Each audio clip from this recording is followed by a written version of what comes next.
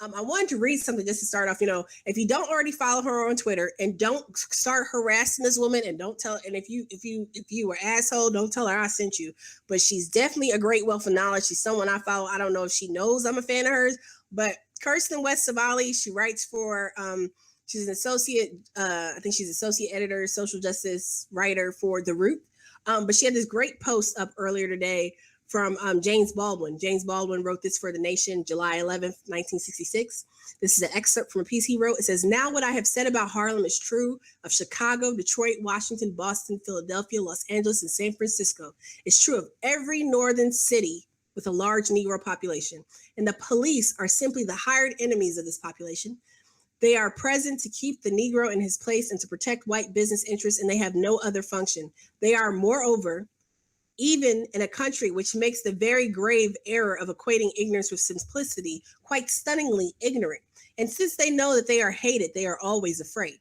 One cannot possibly arrive at a more surefire formula for cruelty. This is why those pious calls to respect the law, always to be heard from prominent citizens each time the ghetto explodes, are so obscene. The law is meant to be my servant, not my master, still less my torturer and my murderer. To respect the law in the context in which the American Negro finds himself is simply to surrender his self-respect."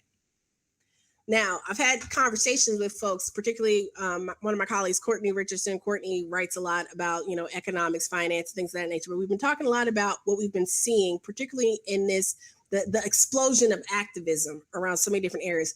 And I mean, obviously we're too young to have the knowledge of the 60s, but it seems from everything that we've learned and seen in documentaries that this is like 66, 68. I feel like we are in another, everyone says it's a movement moment. Things happen in cycles, right? And that piece from that excerpt from James Baldwin applies today. He could have written it, someone could have written that same exact piece, of course, absent the word Negro, but it could have been written today, right? And this gets to the conversation Ben and I were having last night when we started talking about, the nuance and how politicians are addressing this issue of race. Definitely check out my podcast with Dr. Tricia Calendar, because one of the points she made earlier was that race is conflated often with crime and criminal justice issues, and does not talk about the myriad of other problems, that exist in America. And it allows people to get off into these other conversations about respect and proper behavior, and it doesn't actually even address, the real underlying root causes. As I've mentioned before, respect is not reason to take someone's life. It's not reason for a lot of things.